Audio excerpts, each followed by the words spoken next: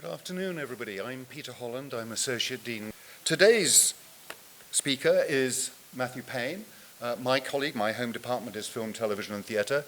He's an associate professor. He came to us via MFA and PhD work, first at Boston University and then at the University of Texas at Austin, and was an assistant professor at the University of Alabama in the telecommunication and film department before coming here in 2016. He was tenured in 2018. He is the first person on faculty here at Notre Dame whose research area is primarily in video gaming and other forms of emerging media. And he defines himself as somebody who specializes in critical analysis and the cultural history of video gaming. He's the author of, most recently, Playing War, Military Video Games After 9/11, published by New York University Press in 2016, and was co-editor of the anthologies How to Play Video Games and Flow TV, Television in the Age of Media Convergence. He's taught a wide range of media studies and media production courses at universities, and he's done industry research for Warner Brothers. He's currently working on a book project that historicizes the influence of Ultima, an early computer role-playing game. Some of you may remember it. I have to admit, I don't. Matthew also serves as a regional director for the Learning Games Initiative, which is a multi-institute research collective dedicated to archiving games and gaming ephemera, and to distributing these materials to educators for classroom instruction. Please welcome Matthew Payne to talk about the Oregon Trail and the rise and fall of educational software.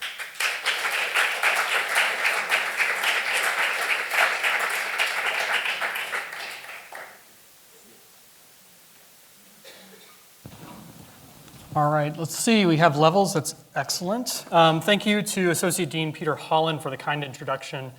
Thank you also to Dean Sarah Mastillo and the College of Arts and Letters for the invitation and for the opportunity to sneak a little bit of something different into your football Saturday. I'd also like to thank Ann Knoll and the Snite support staff, the tech support, as well as for making this such a great space to present. Thank you also to the Strong Museum of Play in Rochester, New York. This presentation is based on some of their archival holdings. And obviously, thank you to y'all. You came out, and I know you have other places you could be. I'm super excited that you're here. All right, so quick show of hands. I'm sure I can see you. How many of you have either played the Oregon Trail or have had family and children who have played the Oregon Trail? Okay, there we go. Excellent. So the room is filled with veteran adventurers who have journeyed west or have attempted to journey west, who have made those cringe-worthy, life-changing decisions about how much food to buy, right? Whether to snag that extra wagon axle or not, the challenges of hunting. So real quick, necessary opening caveat here. This represents the starting point of what will hopefully be a larger research project, or to put it in terms of the game, I'm just now departing from Independence, Missouri, as my dad would say. So I quite selfishly appreciate this opportunity to organize some of my early thoughts about this wildly influential game and why it matters, and I invite your feedback afterwards, both about the presentation, but also about your experiences playing the game. So the central question for today, the thing that motivates these remarks, is why study the Oregon Trail? What could we possibly learn from looking closely at an older, if not antiquated, piece of educational software? What might its production history tell us about the intersection of the software industry and of education? Might we learn something about the aspirations of the teachers who helped design it? And why in the world does the Oregon Trail continue to cast such a long shadow in popular culture? Is it, dare I ask, some optimistic sign about the power of computer-aided learning? Is its cultural longevity owed to the power of nostalgia? Is it fondly remembered because it introduced collaborative gameplay experiences into formal learning spaces? Or is it something more simple? Is it simply like the naked glee of that comes from learning that your annoying computer lab partner just got squashed by a runaway wagon, right? Some of these questions tend to answer themselves. So today's goals are threefold. First, I want to begin by offering a brief overview of the game's appearance in popular culture and to argue for its continued cultural relevance. Second, and this is where I'll spend most of my time, I want to take you all back to 1971 to tell the story about how 3 undergraduate teaching assistants would create a simple but inspired supplemental learning tool for a local middle school history class. And that years later, this little programming exercise, which was initially sketched out on about 4 feet of butcher paper, would eventually become the most widely distributed educational game ever. Now, some estimates have it at around 65 million copies. I actually think that it's north of that number, given how common it was, the practice for educational institutions to duplicate their software. All right, so when the Oregon Trail, the Oregon Trail, along with titles like Reader Rabbit and Where in the World is Carmen Sandiego, would help to create the educational entertainment, or what's sort of termed edutainment software market. This market saw its birth in the 1970s, its considerable expansion in the 80s, and then its consolidation in the mid to late 90s, and eventually its death in the early 2000s. So third today, I want to finally conclude with a few parting thoughts on why we should take games seriously. Their social and cultural meaningfulness is clear enough to those of us who study media, but I think that the Oregon Trail and its non-educational counterparts, yes, games that you have on your phone, right? Games like Candy Crush, or games that cause fights within families like Fortnite, they have a lot to teach us if we ask the right questions. Okay, so let's start here by looking at the long shadow of the Oregon Trail in pop culture. So few, if any, see if this works. Few, if any, games have been played by more generations of American school children than the Oregon Trail. Because it appeared in schools and in homes across a range of platforms for about 50 years now, it's not at all surprising that it continues to circulate in popular culture. The examples are plentiful, and what you'll see today represents merely a modest sampling. So it probably makes sense to start here, right? This dreaded declaration that you've died of dysentery is a punchline that appears on t-shirts and on posters. The games inspired other kinds of cultural expressions, including multiple musicals. One is by Star Kid Productions, who are best known for their Harry Potter-themed stage productions. They started just north of here in Ann Arbor. They're affiliated with a school. It's on the tip of my tongue. I'm blanking on it.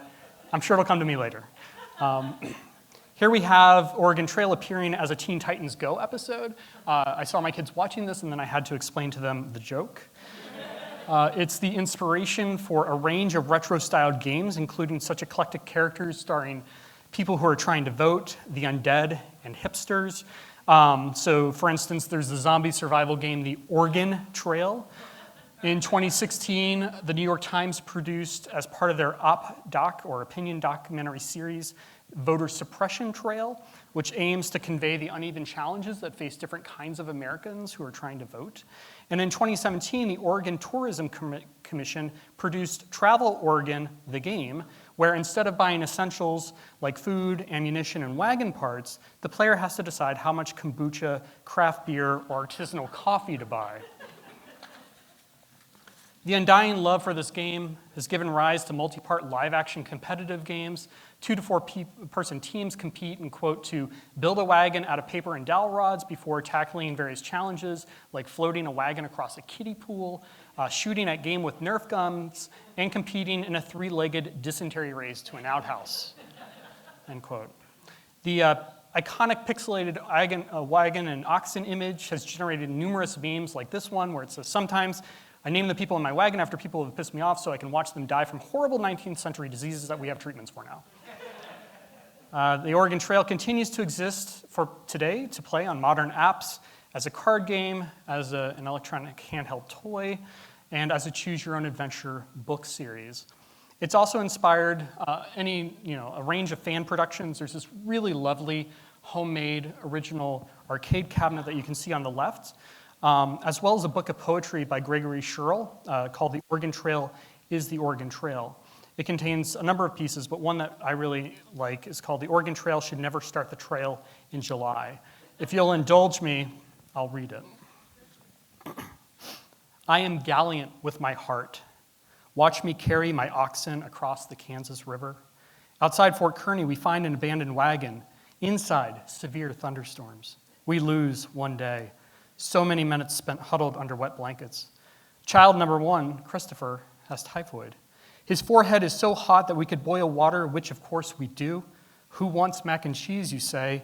Even Christopher raises his hand, and he's almost dead. We eat like kings. We eat like bankers from Boston with cheese on our faces. After dinner, we lay Christopher prostrate in the back of the wagon. Christopher says, my spleen is too hyper. My liver is full of helium. He is too sick to die quickly. He just moans. On the trail, everything is too hot. Everything green is brown, and everything brown has disappeared. Inadequate grass. The oxen are hungry. They're whispering about food in mysterious places. They're whispering about the helium in Christopher's liver. Some have even proposed an Oregon Trail generation, those falling at the tail end of Gen Xers, but before millennials. Anna Garvey, an author of one such piece, notes, quote, "If you can distinctly recall the excitement of walking into your weekly computer lab session and seeing a room full of Apple IIe's displaying the start screen of the Oregon Trail, then you're a member of this nameless generation, my friend." Cementing its legacy, in 2016, the Oregon Trail was inducted into the Strong Museum of Play's World Video Game Hall of Fame into their second annual class. And you can see here on the slide that it's in good company with games like The Sims, The Legend of Zelda, and Space Invaders. So let's circle back to that original question. Why study the Oregon Trail? Well, maybe this quick survey suggests that there is something about the collective gameplay experiences that continue to resonate with players many years later that's worth thinking about. All right, so the long trail. The game made its inauspicious debut in a history class at Bryant Junior High in Minneapolis, Minnesota on Friday, December 3rd, 1971. Bryant Junior High was located in the central neighborhood of South Minneapolis, serving a historically black population. The school was open from 22 to 79. The game, simply titled Oregon, in all caps, was a simulation that utilized the state's then cutting-edge time-sharing technology. The text-based game, so again, this is a text-based adventure, it's not a graphic adventure. Text-based game was a collaboration between 3 undergrads at Carleton College in Northfield, Minnesota, Don Rawlich, Bill Heineman, and Paul Dillenberger. All 3 were training to be teachers during their senior year. They moved into an apartment together so they could be closer to the city and to their teaching gigs. Don Rawlich was assigned to lead an 8th grade history class lesson about westward migration. Wanting to do something more interesting than a typical assignment, Don set upon making a board game. Bill Heineman, who had been taking a programming class during his junior year, asked Paul Dillenberger, who also had some programming experience, if they could make Rawlich's game work on a computer. Rawlich had 3 weeks until his lesson activities were due. Now, at this point, he had spent about a week designing the board game, which gave the 3 roommates 2 more weeks to translate the prototype board game into computer code. Over that time, Rawlich continued adding historical detail to the game, while Dillenberger and Heineman translated the rules into the basic programming language using their school's teletype. So teletype was the interface by which they were able to connect remotely to the mainframe computer that processed the programming at a remote site. And as the name suggests, there's no screen, there's only, all the output was printed out on paper. Dillenberger and Heineman also introduced changes to Rawlich's prototype, including random events that were tied to probability tables. For example, the player was more likely to be attacked by Native Americans in the Western Plains, and cold weather was more likely to be an issue, as one was passing through Wyoming and Oregon. This had the added effect of making the game different upon replay, right? And because there was a random element, you could make the same choices and still have a different experience. Now, interestingly, the warning of Indians ahead was replaced by writers ahead after Dillenberger heard some negative feedback from school faculty. They also replaced the verb tomahawked with knifed. Now, given that this was 1971, this would almost certainly count as one of the earliest instances of representational politics in a computer game. Heineman was responsible for the main coding of the game, while Dillenberger worked on the game's subroutines as he play-tested the code. Heineman's also responsible for one of Oregon's more innovative features. So those of us who are most familiar with the 1985 version remember laying waste to multitudes of woodland creatures, right? Like if you had enough ammunition, you could kill every single bear, squirrel, deer that came across your path. What's interesting is Heineman introduced the hunting mechanic using a timed input command. So again, the Oregon Trail from '85 is graphic.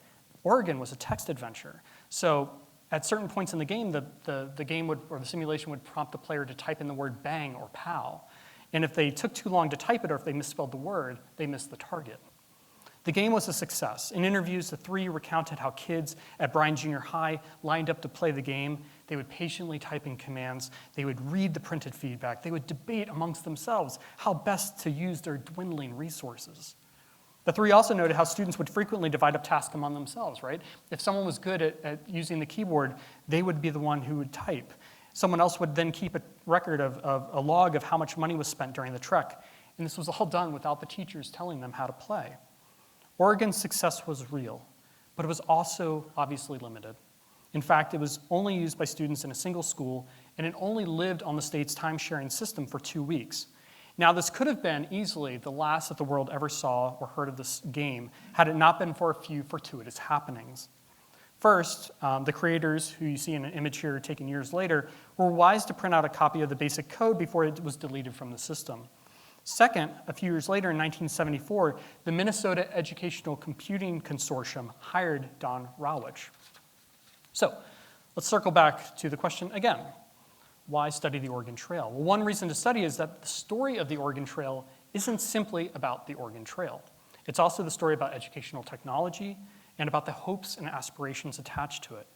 In order to understand why Don Rawich's hiring in 1974 was important, we need to zoom out a little and understand the state of computing in Minnesota during that time. So before Silicon Valley was Silicon Valley, there was Minnesota. In the 1960s and 70s, before computers were personal consumer electronics, major firms like Honeywell, Univac, Control Data Corporation, IBM called the Twin Cities home.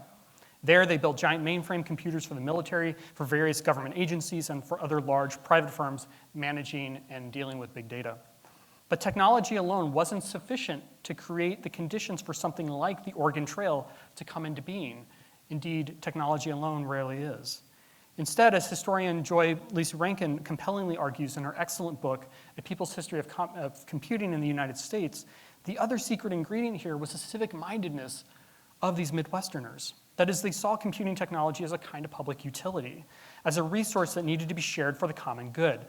So with so many folks being employed by these companies, it's not at all surprising to know that the excitement for computing would migrate into the schools. Now, according to Rankin, in the 65-66 school year, teachers at University High School arranged to have a teletype terminal installed. Although it appears ancient or quaint by our contemporary standards, the teletype was also far superior to feeding stacks of punch cards into a big machine. A year later, in 67, 18 school districts came together to create a network called TIES, T-I-E-S. It stands for the Total Information for Educational Systems. So alone, no single school could afford the millions of dollars needed for a mainframe. Heck, even leasing a computer would be cost prohibitive. However, collectively, they could afford to purchase teletype terminals for their institutions, and that they could put their money together and afford the computation time needed for dialing into the mainframe system. According to Rankin, over 26,000 students logged into the system during the 71-72 school year. So again, that year, 1971. So some of those 26,000 students that logged in would have been playing Oregon. Not many, but some of them. A few years later, in 1973, building on the success of TIES, the state founded the Minnesota Educational Computing Consortium, or MEC for short. Now, that name might not mean anything to you, or maybe a few of you, but I bet you there's some folks here that remember this, right? You remember the logo. It's probably hiding somewhere back in the recesses of your mind. It was emblazoned on all their materials, right? It was on the boxes, on the packaging, on the floppy disk. It was on the loading screens. So MEC's goal was to extend the computational reach beyond what TIES was able to accomplish. By 1975, so only 2 years later, they were connected to 84% of the state's school children. They had access to the MEC network.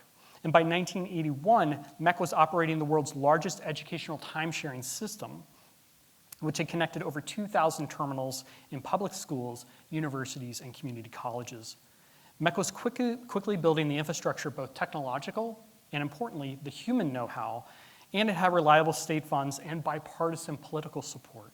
That is, it had both money and collective political will, which is not only not too bad, but it seems like a miracle given today's state of affairs, right, to have everybody be on board with something like this. What MEC needed, though, however, at this point, was software. And so that's where Don Rawich comes in. And you can see him actually in this promotional photo at the bottom. Shortly after he was hired, in fact, during the Thanksgiving break of 1974, and after gaining the permission of his undergraduate collaborators, Rawich entered the 800 or so lines of code into MEC's system. Not only was Oregon alive again, it was now available to anybody who had access to their network. Students, once again, could play Oregon. More impressively, though, these students started modifying the game. They changed the code in BASIC to create new gameplay possibilities. So this slide again. Why do it? Well, perhaps one reason is that it offers an early example of teaching computer literacy through the modification of game code or of computer code. One of the reasons why MEC was so successful was due to how they supported the software and their timeshare library. MEC regularly held tutorial sessions at schools for all levels of teachers and administrators, and I'm sure if you take a moment and try to go back in time or think about a moment in your own work where you were forced to adopt a new workplace piece of technology, there's probably kind of that shared terror and dread, right? It's like, oh my gosh, like how do I do this new thing? I have to do it. Now imagine that you're teaching a science class in high school, or you're an elementary school math teacher, and now you're being asked to use this device, which is connected somehow magically over phone lines to this impossibly expensive computer, and to do all of that while wrangling a bunch of 9-year-olds. MEC also distributed supplemental materials that coached teachers on how they might best use their programs in class. For example, there's the guide for Oregon, which was published in April of '77. This user manual contains information about the historical topic, basic instructions, the learning outcomes, documentation on its design, including flowcharts and probability tables, and I'll show some of that to y'all here shortly, and suggestions for how to complement the exercise with other activities like discussions and additional readings. Now, something I haven't examined too closely yet is MEC's use or their aversion to the word game. Now, Oregon's full title is Oregon, a computerized historical simulation. Now, oops, sorry, went too fast. I would hazard a guess that they would want to avoid the stigma of video games even at this early juncture, as it might call to mind commercial arcades and concerns about truancy and violence.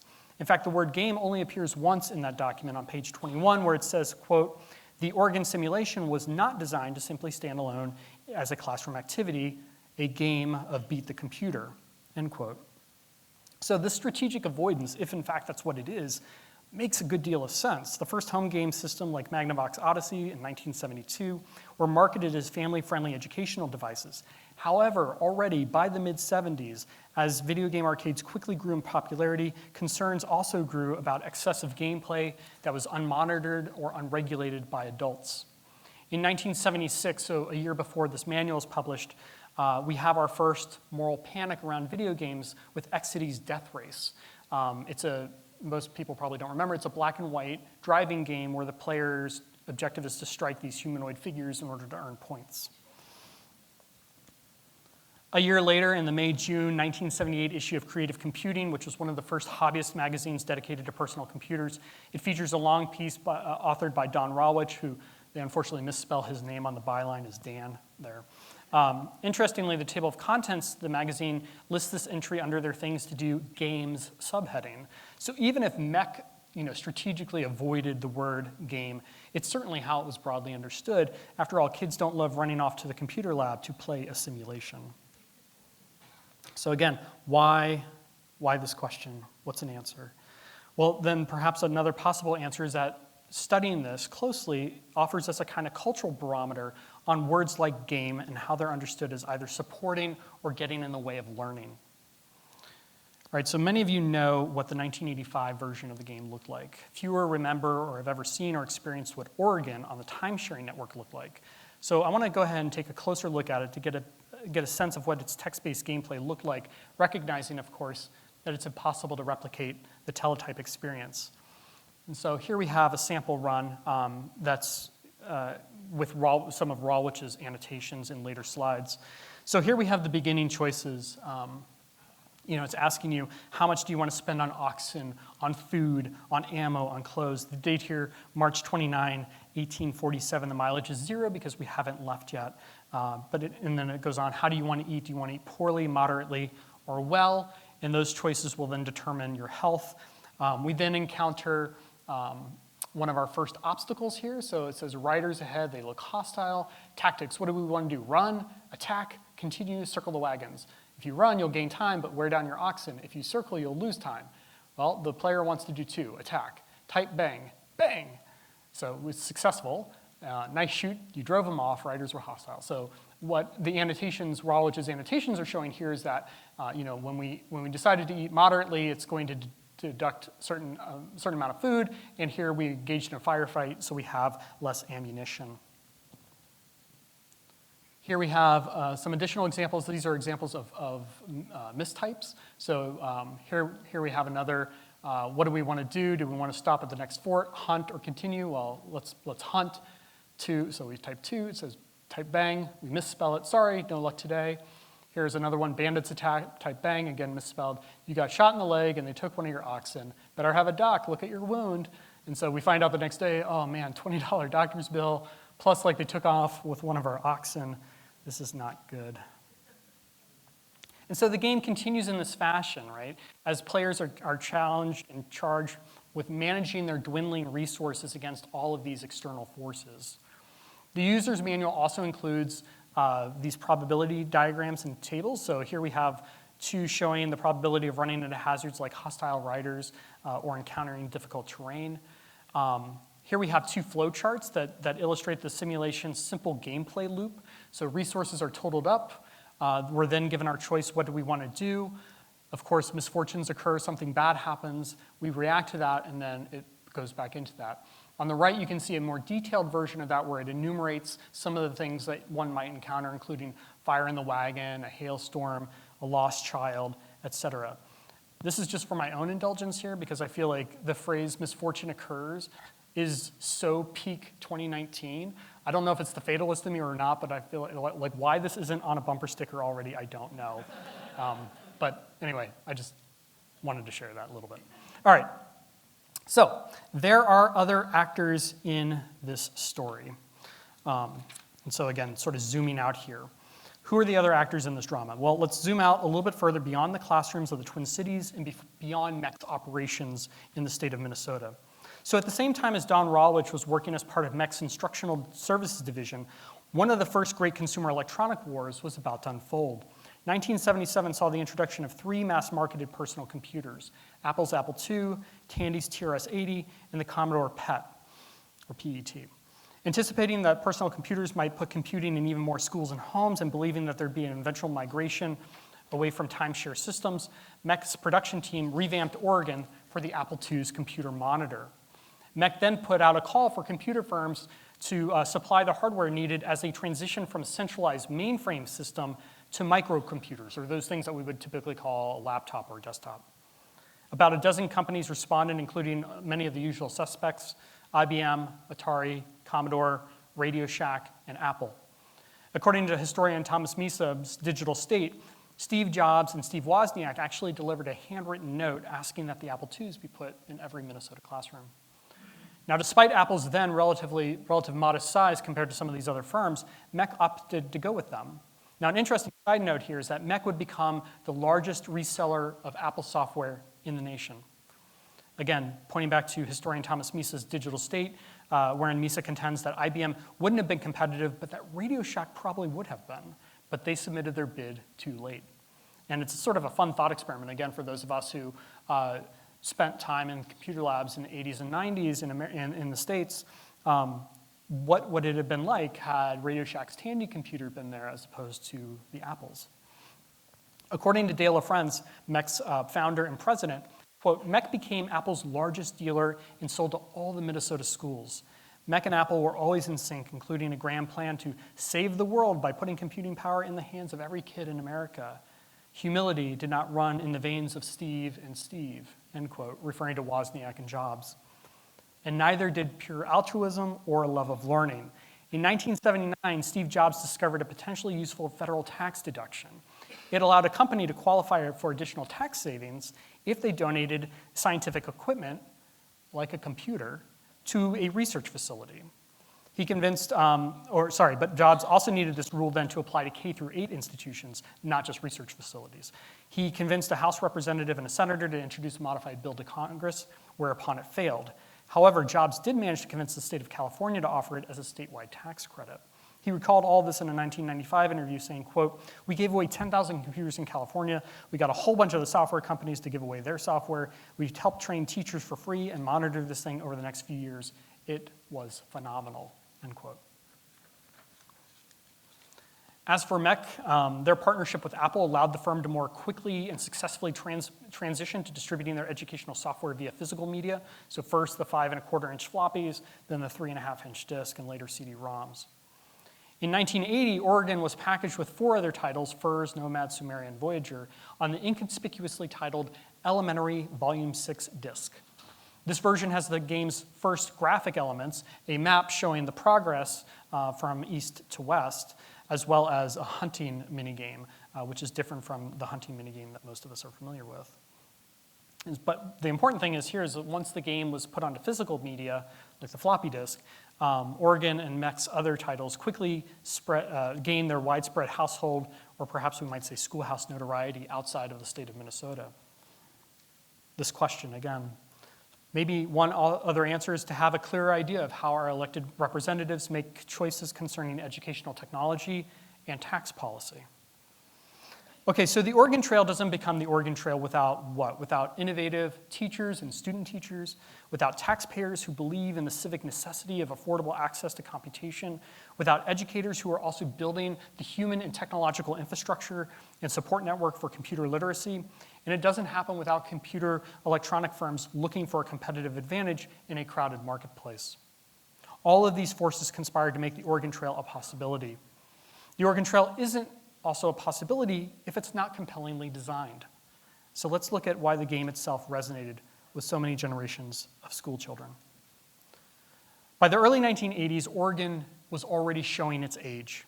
It sold well, but MEC was keenly interested in making profitable edutainment. And this was signaled in 1983 when Minnesota transformed MEC into a profit-making company and changed the name from Minnesota Educational Computing Consortium to the Minnesota Education Computing Corporation. 2 years later, in 1985, the company dramatically overhauls Oregon as the Oregon Trail and releases it as a standalone title. This is the version that most of us know. Philip Bochard, there pictured on the right in that group picture, led their creative team in overhauling the aging title, and many of the features, pictured on the right there, are those that are commonly associated with the title. The hunting, the crossing of rivers, the seeing the various landmarks. Those are all in the 1985 version. These elements are clearly important, but I think the Oregon Trail succeeds in part because it's more than the sum of its parts. So why was it successful as a game? I think it was successful because it shares many of the same elements as the other kinds of popular creative media and performances that I study and that my colleagues study in the Department of Film, Television, and Theater. There are clear objectives in the game. The player is able to transform themselves into a goal-oriented protagonist. This game is at times punishing, right? Thieves would steal your supplies in the middle of the night. Oxen would get injured and die. You'd run out of money and get stranded somewhere along the trail. In other words, it had dramatic stakes. It foregrounds player agency and opportunities for role-playing. You can spend most of your money on bullets and rarely, if ever, buy food if you're a good enough shot. You can create funny names and leave them on tombstones. If you're playing with others, you need to cooperate, and you need to strategize in order to survive. The game was wildly successful. In fact, one could argue that MEC, if not the sort of larger entertainment, educational entertainment software sector, became a victim of its own success. Its commercial success convinced the state to sell MEC in 1991 to a venture capital firm for $5.25 million. In 1994, the IPO was offered up, and it raised $22 million as part of that, and it was regularly earning annual revenues of about $30 million. The newer versions that were released in the 90s reflect the changing character of the games industry and of consumer electronics. For example, Wagon Train 1848 allowed up to 30 students in the same computer lab to play as part of the same wagon train. The Oregon Trail 2 was a media-rich CD-ROM complete with its own cinematics and a musical score. There is information about an Oregon Trail online, although I have not been able to find really any information about it. If you know anything about it, please reach out to me after the presentation. I'd love to know more about it. There were signs that it was published or it ran in '96. But I wouldn't be surprised if it wasn't terribly long-lived because there was so much going on regarding mergers and acquisitions in the edutainment sector at this point. So MEC sold to SoftKey in May of 1996, their stock being valued at around $350 million. Fun fact here, SoftKey was run at the time by Kevin O'Leary of Shark Tank fame. SoftKey had previously purchased the learning company for just over $600 million.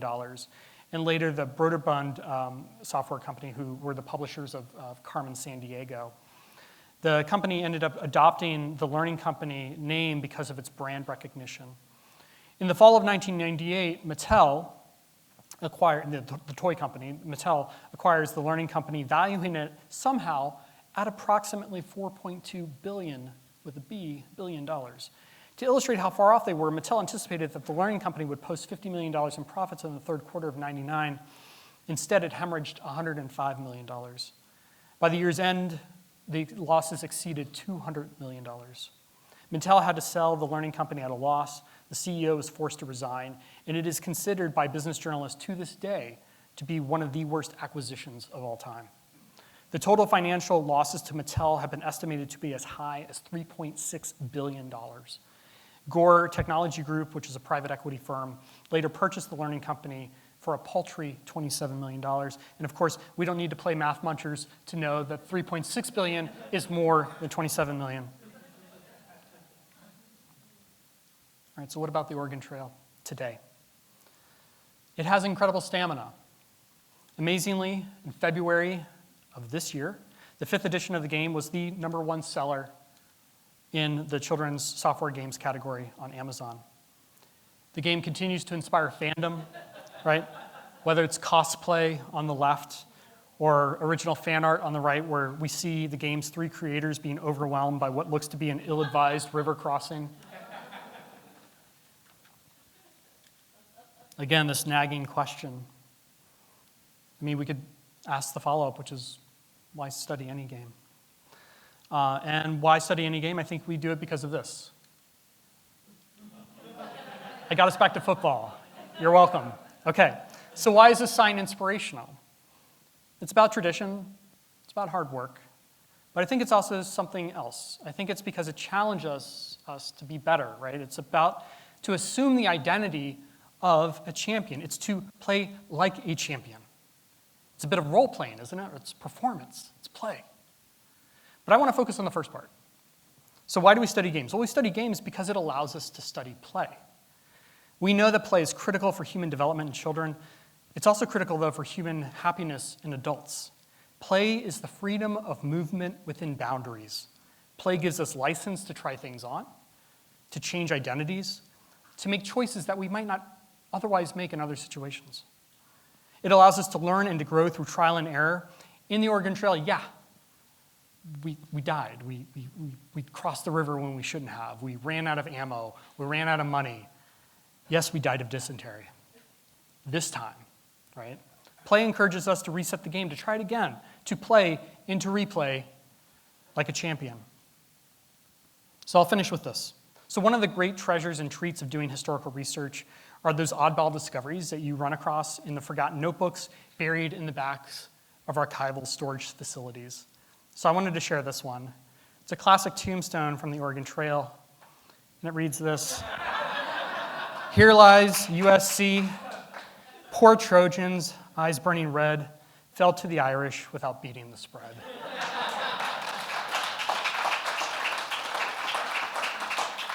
Again, thank you for your time, and go Irish.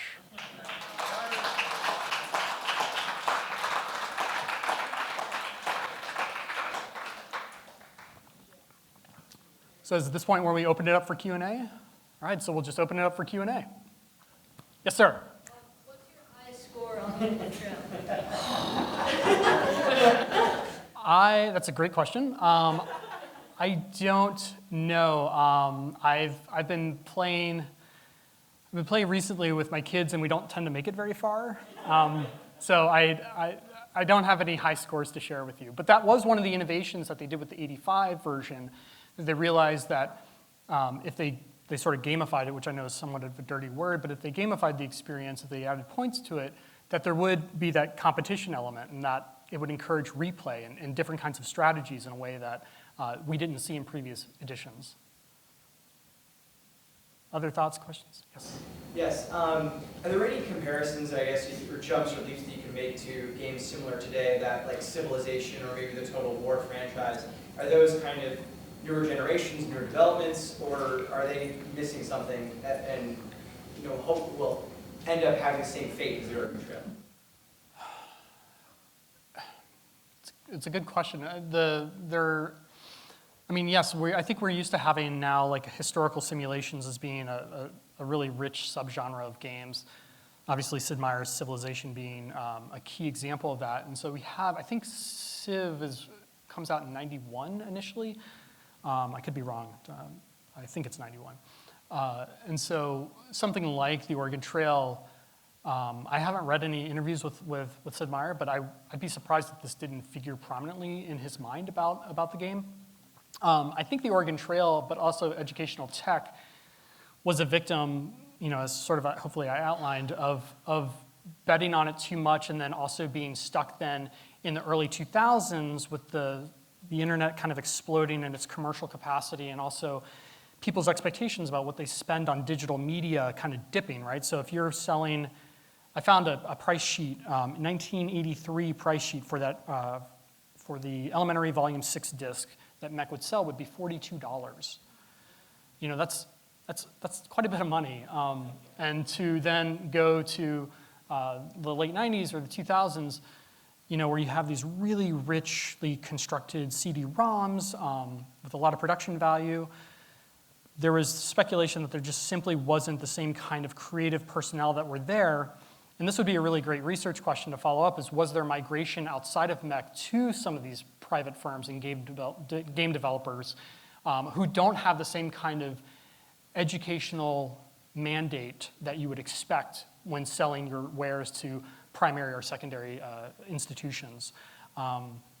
But certainly we know today the ways in which commercial off-the-shelf titles like Assassin's Creed, for instance, have been pulled into classrooms, right? There was famously a class at MIT that was taught, a physics class at MIT that was taught a few years ago that used Portal as a way of explaining physics. So there are definitely ways of that commercial off-the-shelf titles are pulled in. And certainly there continues to be educational titles, explicitly educational titles that are produced, but the business model is just wildly different now. Yes?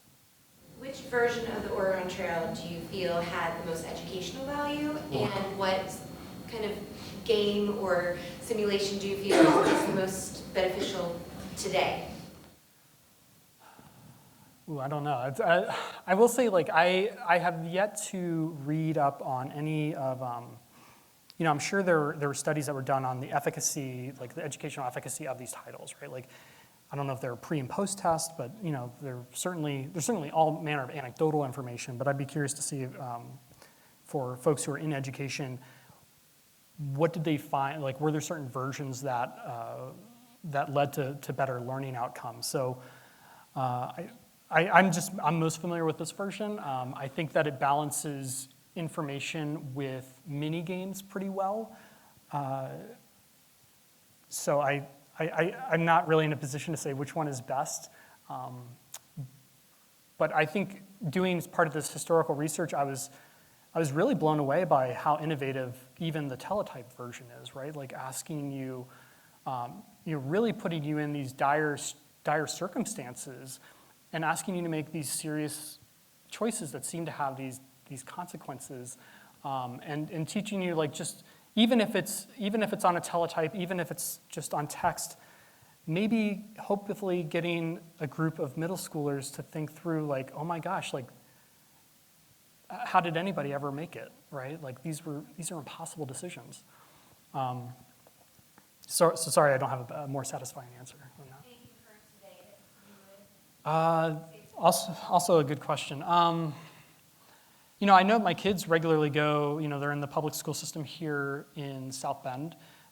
They have computer lab time with their educational titles.